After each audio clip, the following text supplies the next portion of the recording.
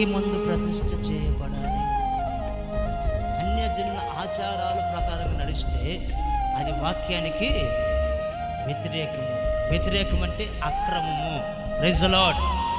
క్రమం కానిది ఏంటిది అమ్మా? క్రమం కానిది ఏంటమ్మా? అక్రమం చేయవాళ్ళారా మీరు నా యొద్ద నుంచి తొలగిపోండి. యేసు ప్రభు రేపు ఆ పరలోక గేటు దగ్గరికి వెళ్ళినప్పుడు వాక్యానుసారంగా నడవని వాళ్ళ గురించి చెప్తాడు. అక్రమం చేయవాళ్ళారా మీరెవరో నాకు తెలియదు. అదేంటి ప్రభు, నీ మందిరానికి మేము రాలేదా? మేము కానుకలు ఇవ్వలేదా?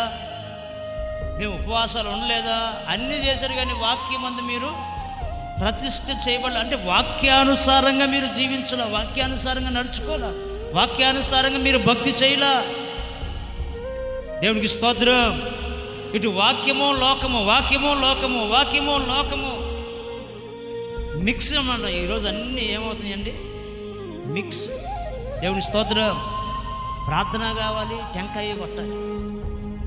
హల్లెలూయా. మళ్ళీ ప్రార్థన కూడా కావాలి. మళ్ళీ ప్రార్థన అయిపోగానే ఏం కొట్టాలి? టెంకాయ కూడా కొట్టాలి. దేవుని స్తోత్రం. రెండూ కావాలి.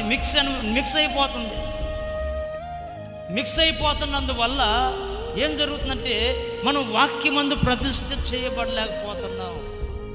కాబట్టి మనం మిక్స్ భక్తి కాదు, మనం దేవుని వాక్యంలో ప్రతిష్ఠ చేయబడి వాక్యానుసారంగా మనం జీవించుదుముగాక.